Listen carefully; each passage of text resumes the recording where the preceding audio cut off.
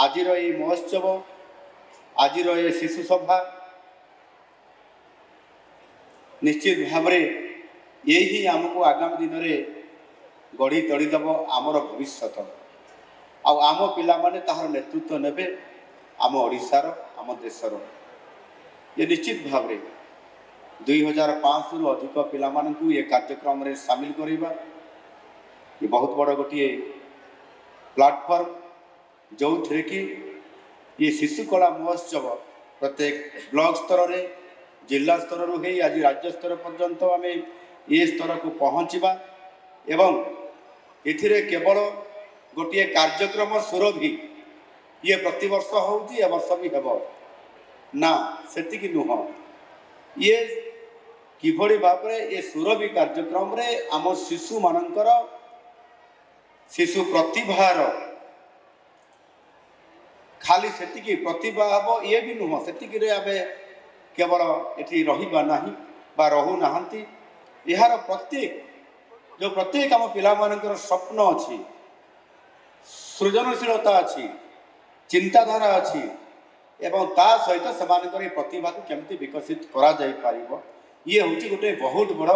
Platform जहाँ को आम मंच बोली कहते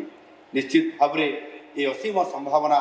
आज आमको आनी दूची आमर ये प्राथमिक स्तर ये शिक्षा व्यवस्था माध्यम से माने एठी नाचिबे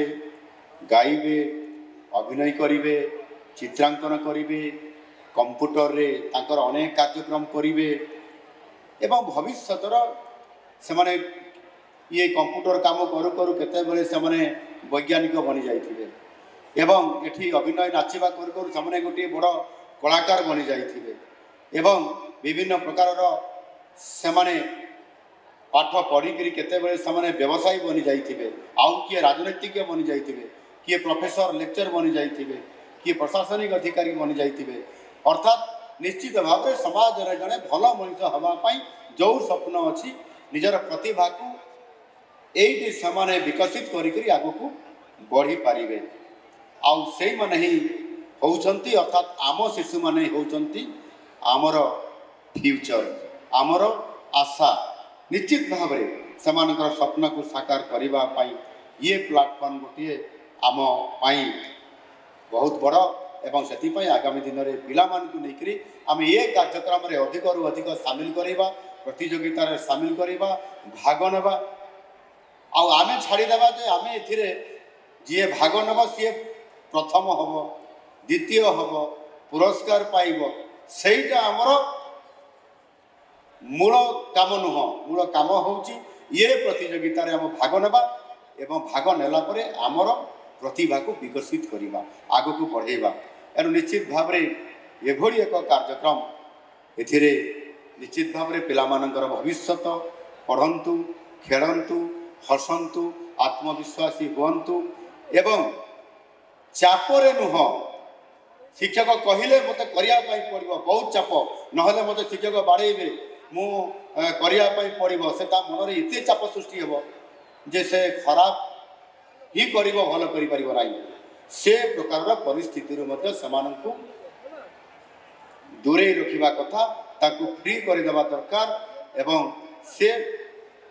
भल कर निश्चित भाव आ तुम पाखे जो प्रतिभा अच्छी से कौन प्रकार कमी ना ये प्रकार उत्साह प्रोत्साहन ताको बुद्धि देवा ये प्रकार काम जदि आम कर निश्चित भाव से शिशु ताहार काम करी चलिबो एवं शिशु हसिबो आउ शिशु हसिले दुनिया हसिबो ये कामटी आमे कराउछंती आउ आम शिशु काली भविष्य ता आमर दायित्व से नेब एवं आमको आगको नेब ये देश को ये राज्य को ये जाति को से नेब आमर भविष्य होकर से तैयारी हेब ये कथार उद्देश्य ये सुरभि 2025 परिप्रेक्षी।